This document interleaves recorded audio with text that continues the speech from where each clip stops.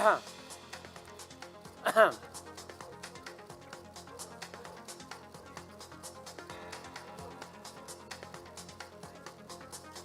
evening, I'm Robbie Alampay, the big stories tonight. After receiving backlash online and from legislators for allegedly desecrating the body of slain Jevilyn Culyamat, the Defense Department is now set to review its protocols in the handling of bodies of killed rebels. Fresh from the inundation caused by Ulysses, traumatized Cagayanos brace for rising floodwater yet again due to non-stop rains. Curfew hours in Metro Manila will be limited to 3 hours starting tomorrow to usher in the holiday season, but experts are warning cases in the National Capital Region have seen a sudden spike. The search for missing attorney Ryan Oliva heads to coastal areas in Batangas and Mindoro. The latest testimony from a taxi driver brings Oliva's last known whereabouts to Nasugbu. And despite the pandemic and all the calamities, the Christmas spirit remains alive. We give you a look at TV5's latest campaign to bring cheers this holiday season.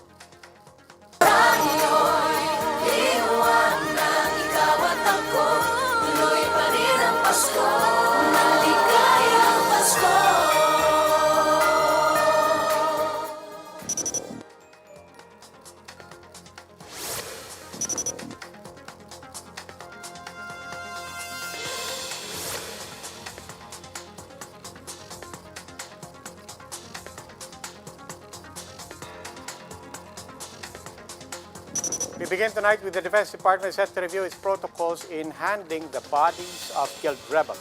Lawmakers and netizens are slamming the military for supposedly using a slain 22-year-old girl as war trophy.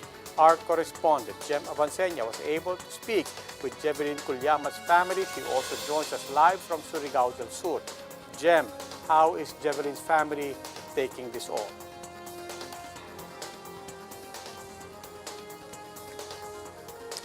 Robbie, the family of Jevilyn Culyamat are still emotional about the sudden death of their youngest during an encounter with the military over the weekend. The brothers of Jevilyn Culyamat couldn't hold back their tears during the wake of their youngest sibling. Jesrin said they were hesitant at first to accept Jevilyn's death because they knew she was in Manila to study.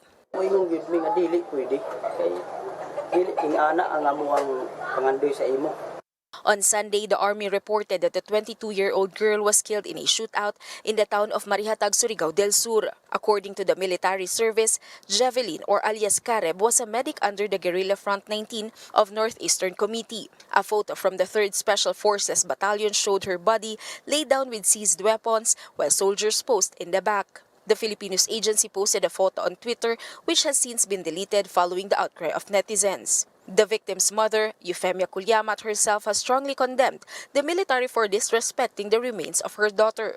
The Bayan Muna Solon says Jevilyn is not a trophy to be paraded for propaganda, calling on the military to respect their grief.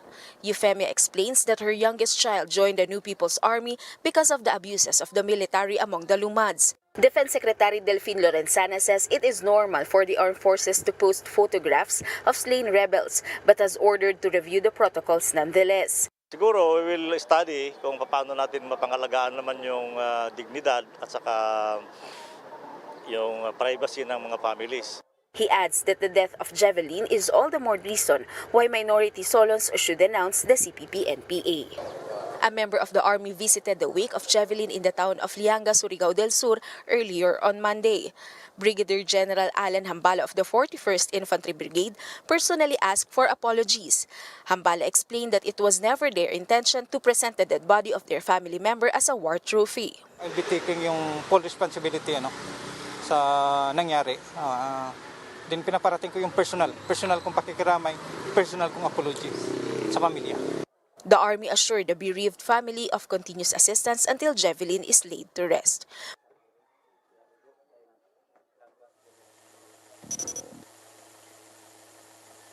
Robbie, the Army has assured that they will continue supporting the said family until Jevilyn is laid to rest. Robbie? Maraming salamat, Jem Avancenia. The Philippine National Police is coordinating with the Armed Forces of the Philippines for the arrest of convicted National Democratic Front peace consultants Benito and Wilma Tiamzon. The PNP said they will be tapping intel reports from the armed forces on the whereabouts of the couple. The Tiamzons were recently sentenced to reclusion perpetua, or up to 40 years of imprisonment, for the kidnapping and serious illegal detention of military officers in 1988. The National Police has urged the two to surrender and to serve their sentence. The PNP also denied allegations that they deliberately executed in an encounter two other NDF consultants in Angono, Rizal. PNP Chief Devol Sina said that CIDG and the Calabarzon Police were merely implementing the search and arrest warrants filed against Eugenia Magpantay and Agaton Tapacio last week. They are hardened terrorists, no? So based on the findings, nung after in-implement po yung search warrant, ay napag-alaman na ganun pala sila kalalim sa sa underground movement. So nung napadugtong-dugtong na po na mga operatiba po natin. And these are the other big stories today. After leading Bonifacio Day rites for the first time last year, President Duterte again skipped the ceremony this year. Defense Secretary Delfin Lorenzana led the 157th commemoration of Andres Bonifacio's birth anniversary at the Caloocan Monument. In a taped speech, the President expressed hope that Bonifacio will inspire Filipinos to create a just, progressive, and inclusive society in the middle of the pandemic. For her part, Vice President Leni Robredo called on the public to live by the hero's example. She said Bonifacio exemplified the courage of compassion and not the cosmetic courage of bluster, power, or brute strength. Labor groups held a Bonifacio Day rally in Mindoro. They demanded government to protect workers and the poor from the pandemic, recession, and calamities. Senate President Tito Soto confirmed in a text message the inclusion of a provision in the 2021 budget which will waive safeguards in the COMELEC's procurement of equipment for the automated polls. Soto assured that it will be removed. Senator Sonny Angara, who also chairs the Finance Committee, said he was immediately instructed by his colleagues to remove the provision before Congress ratifies the budget. More than 1 million Maynilad customers in Cavite, Las Piñas, Muntinlupa, Pasay, and Parañaque have to wait some more time before water services return to normal. Maynilad has extended service interruptions after it shut down its Putatan treatment plant to do maintenance work. The facility's tank and filter are clogged with muddy water from Laguna Lake due to winds brought on by the northeast monsoon. The water concessionaire assures its customers that water supply will return to normal by Thursday or after December 2. Cagayan residents have yet to bounce back from the damage wrought by Typhoon Ulysses, but even before they can recover, floodwaters have returned due to continuous downpours since last week. Our correspondent, Romel Lopez, is on the ground for updates. Romel, just how bad is the flooding this time? Yes, Robbie, hundreds of Cagayanons have returned to evacuation centers as 5 barangays here in Tuguegarao City were affected by rising water level. A cold frontal system brought unrelenting rains in the province since last week, triggering floods once again, just a few weeks after Ulysses inundated the province. The Pamidtan family had just returned to their home when the water rose once again. Walang tigil kasi ulan nung Huwebes, Biyernes. Talaga nilinis na namin yung yung kwan ng tubig baha dyan kasi makapal yung putik. Tapos nilinis na namin. Tahol yung aso ko. Bumaba ako sa kwan tinangnan ko yung aso hanggang sa tuhod na pala yung tubig na naman. Lumikas na kami pumunta kami doon sa mga kamag-anak ko dyan sa medyo mataas na lugar. But more than the flood waters, Carlito is worried as to how he will put food on the table in the coming days. He has not had a single trip as a tricycle driver in the past 3 weeks due to the massive flooding. That's on top of the already limited income since March due to the lockdown. Dami akong utang, sinabihan ko na, utangan ko na, pasensya na kayo, wala akong pakikitaan, driver, tricycle lang ako. But one more thing they have to grapple with, the trauma caused by Ulysses, something his wife Jocelyn is already experiencing. Pag darating na yung baha dyan, sir, hindi na kami nakakatulog, inaantay namin kung talagang tataas na yung tubig. Kasi kung tulugan namin to, sir, baka mamatay kami sa baha, sir. Wala, sir, natrap kami sa second floor, sir, nung una. Hirap na, sir. At least 5 barangays were affected by the flood. The Magat Dam, meanwhile, had released water over the weekend via 2 floodgates. As of Monday, only 1 gate remains open. Around 500 individuals were forced to take shelter in different evacuation centers. Some of them have yet to return to their homes after Ulysses' onslaught. The likes of Loretta hope that despite the calamities, they would still be able to celebrate the holidays in their own home. Sana naman wala na. Sana naman na. Kasi parang natotrauma na kami kahit ulan lang, ganun. As residents wait for flood waters to subside, 10 roads in Tuguegarao remain impossible. For the whole Cagayan, there are 8 more including overflow bridges. The water level of Bunton Bridge meanwhile receded to 8.9 meters from 9 meters.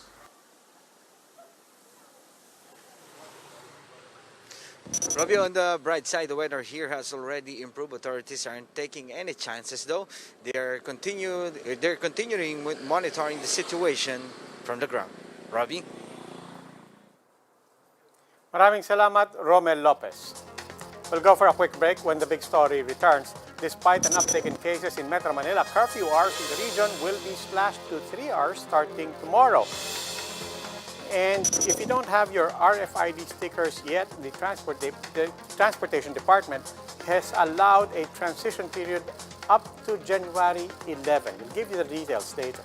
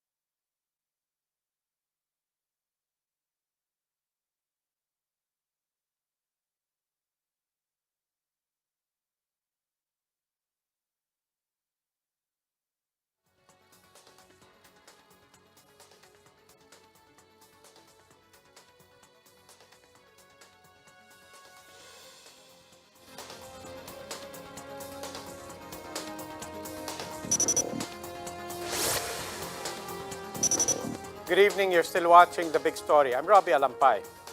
Shorter curfew hours will be implemented in the metro starting tomorrow to usher in the holiday season, but health experts are not too keen about the idea. Greg Gregorio tells us why. As the Christmas season draws near, Metro Manila mayors move to implement shorter curfew hours. San Juan City Mayor Francis Zamora said members of the Metro Manila Council agreed in a Sunday night meeting to implement a mere 3-hour curfew starting December 1. That will be from 12 midnight to 3 a.m. Ito po ay ginawa natin para magbigay daan sa pagdating ng Kapaskuhan, lalong-lalo na po dun sa mga pupunta sa simbang gabi. At ito ay tradisyon ng Pilipino at sabi naman namin, nagkasundo naman ho na basta naman po sumusunod sa lahat ng health and safety protocols, basta naka-mask at nasusundan ng social distancing. Some residents welcome the new curfew guidelines. Pwede namang after ng simbang gabi, pwede ibalik sa dati yung curfew. But Metro Manila mayors still want the IATF to maintain general community quarantine in NCR until year-end. This is to discourage social events like Christmas parties that exceed the 10-person limit. But the UP Octa research team is against any form of easing in protocols. The research team observed a 4% increase in the average daily new COVID-19 cases in Metro Manila in the past week. NCR remains at the top of regions and provinces with the highest number of daily cases. The COVID-19 reproduction number in Metro Manila also increased to 0.87 from the previous 0.83. The reproduction number for the whole country also slightly went up. Nag-increase week to week by 18% yung number of cases per day. Pero hindi natin definitely pa masabi na kung yan ay dahil sa recent typhoon. Yung recent typhoon kasi merong pwedeng nagkaroon ng transmissions during the evacuations. Health Secretary Francisco Duque III echoes the sentiment of the Octa research team, citing recent calamities as reason for the slight uptick in COVID-19 cases.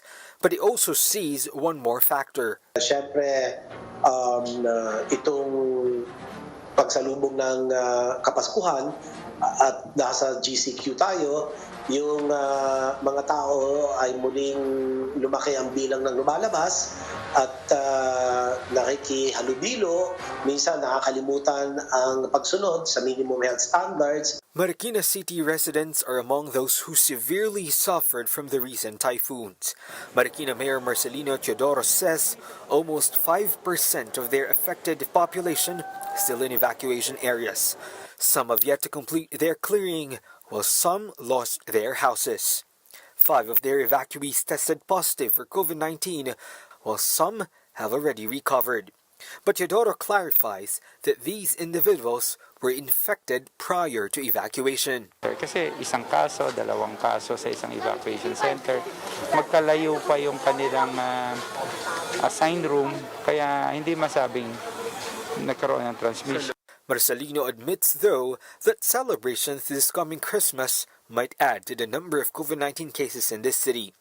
He and other mayors maintained that carolings are not allowed, and that gatherings must be limited to individuals living in the same household. For News 5, Greg Gregorio, we are One News.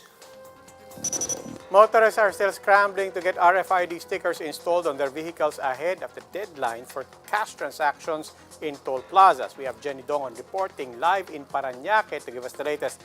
Jenny, how was the scene today in RFID stations? Robbie, officials are keen on the full implementation of cashless payments in all toll plazas starting tomorrow. But the Toll Regulatory Board advises motorists not to panic since RFID installation will still continue under a transition scheme.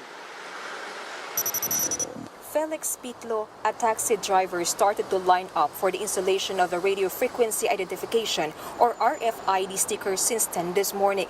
But by around 2 p.m., he was still kilometers away from the installation site. Felix said he tried to get an RFID sticker a few weeks ago but wasn't able to make the cut-off period. Kasi yung nakaraan kasi ma'am, ano lang, tag isandaan lang, cut-off ka na. Mahirap yun kasi abala. As more vehicles try to get RFIDs along South Luzon Expressway, the waiting time stretches longer, which taxi driver Jojo doesn't mind. Hindi daw, kaalis ka, baka mamaya masingitan ka. Meanwhile, Ken, who came all the way from La Union, tried his luck at the installation site in Balintawak. However, the site is reserved for motorists who book an appointment for sticker installation. Ngayon lang ako nakapunta dito, marami kasing pila. Sobrang dami, kaya maganda sana kung doon sa tollgate na lang, pagbayad, bili agad para mabilis. Punta ko doon sa sabi lang sa Marilao daw. San Miguel Corporation President Ramon Ang appealed to the Department of Transportation to extend the deadline for cashless transactions till February for the sake of motorists scrambling to get RFID sticker. In a statement, Ang pointed out that despite the company's effort to roll out additional measures to fast-track the installation of stickers, the volume of vehicles is just too much. Toll Regulatory Board spokesperson Julius Corpus says the agency understands the situation among motorists and toll operators. He noted that the agency has allowed a transition period starting December 1 until January 11, where motorists can have RFIDs installed in all toll gates 24/7. Gusto po sanang nating ipapatid sa ating mga motorista, huwag po kayong mabahala. Patuloy po ang ating installation ng RFID stickers kahit nalagpas pa ng December 1, kahit next year pa po.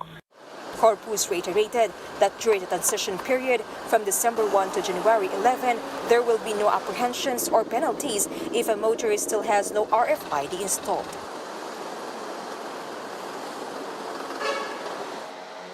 Robbie, motorists will still be allowed to enter the expressway as RFID stickers will be installed on-site. The regulator also said that more RFID off-site installation is being prepared in malls, gas stations, and other venues in the country. Robbie. Maraming salamat. That was Jenny Dongon reporting in Parañaque.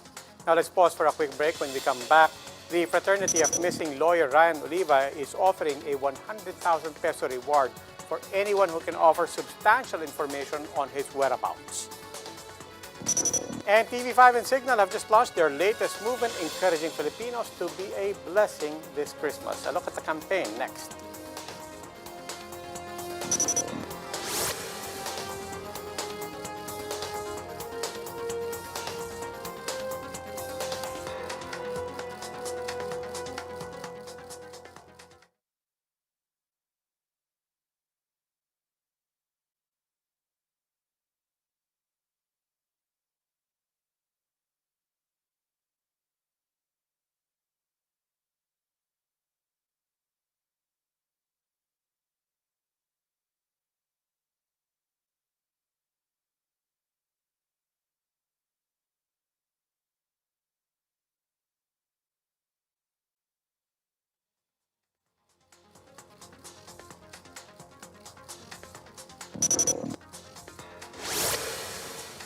Good evening. You're still watching The Big Story. I'm Robbie Alampay.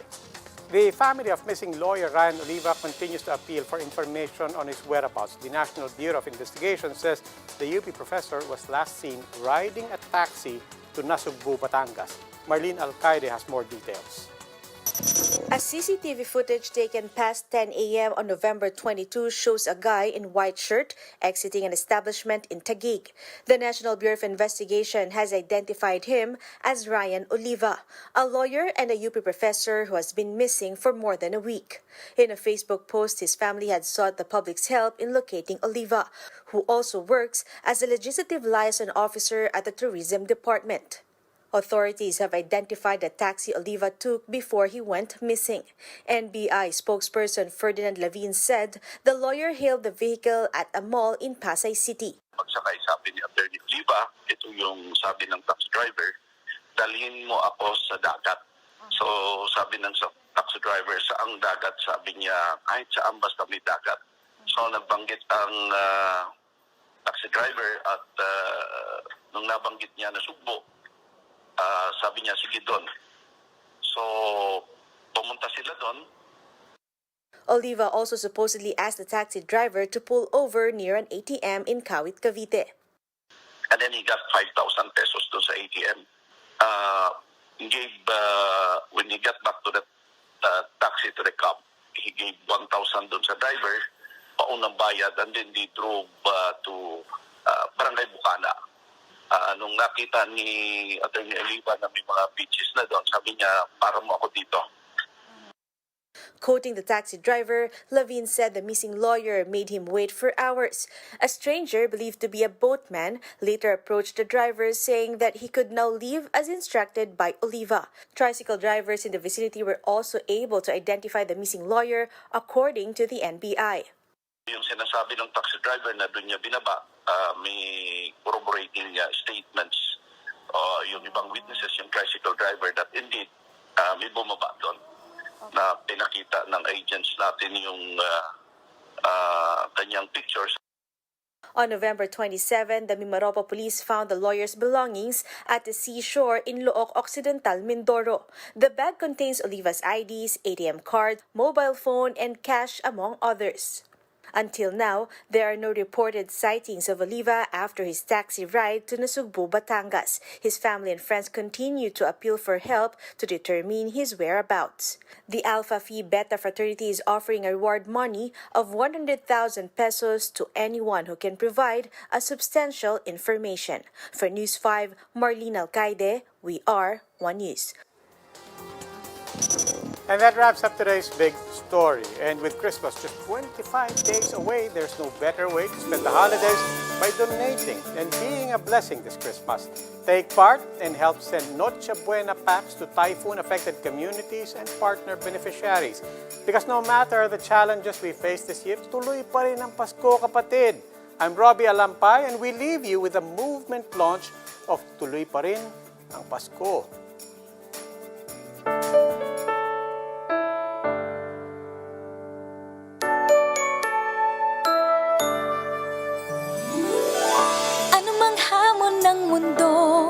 Magkasama tayo, itutuloy ang Pasko. Wala nang regalo, ang hiling ko, sana'y laging masaya tayo. Nandito tayong dumaramay, handang tumulong at magbigay upang bumuti at sumayang ating buhay. Nandiyan at abot kamay, tayo'y maging liwanag ng Pasko. Tulong-tulong tayo,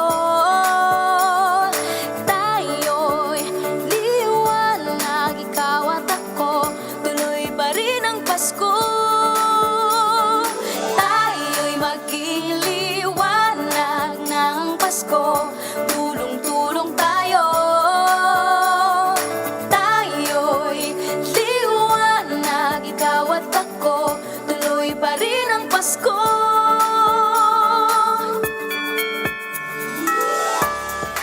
Kapit sa pag-asa, sama-sama, pangarap ng isa't isa. Nasa ating tinig, kakaibang himig, ngiti ay naririnig. Nandito tayong dumaramay, handang tumulong at magbigay upang bumuti at sumayang ating buhay. Narito't hawak kamay, tayo'y maging liwanag ng Pasko. Tulong-tulong tayo,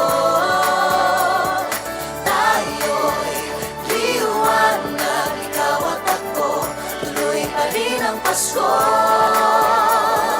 Tayo'y maging liwanag ng Pasko. Tulong-tulong tayo, tayo'y liwanag, ikaw at ako, tuloy pa rin ang Pasko. Sarili alagaan, kapwa'y tulungan, tuwa'y pagsasaluhan, ituloy ang pagdiriwang.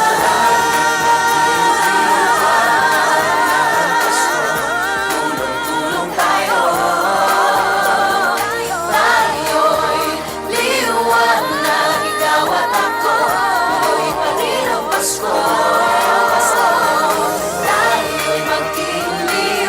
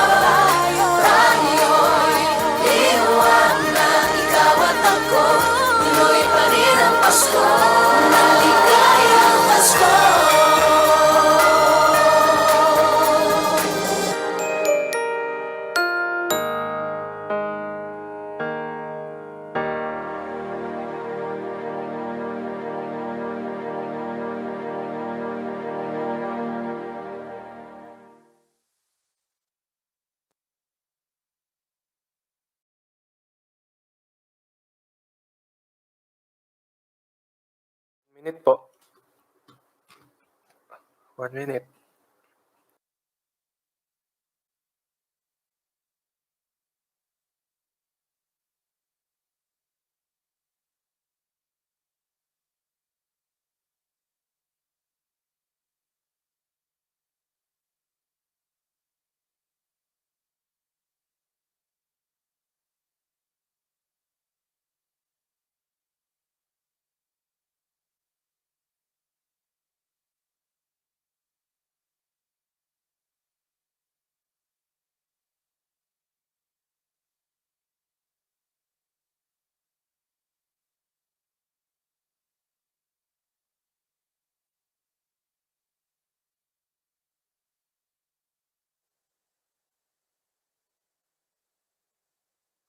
Coronavirus cases are now more than 430,000 as Metro Manila mayors recommend the GCQ status to continue in the National Capital Region until the end of 2020. The Octa Research Group has also recommended stricter lockdowns in high-risk areas outside NCR due to the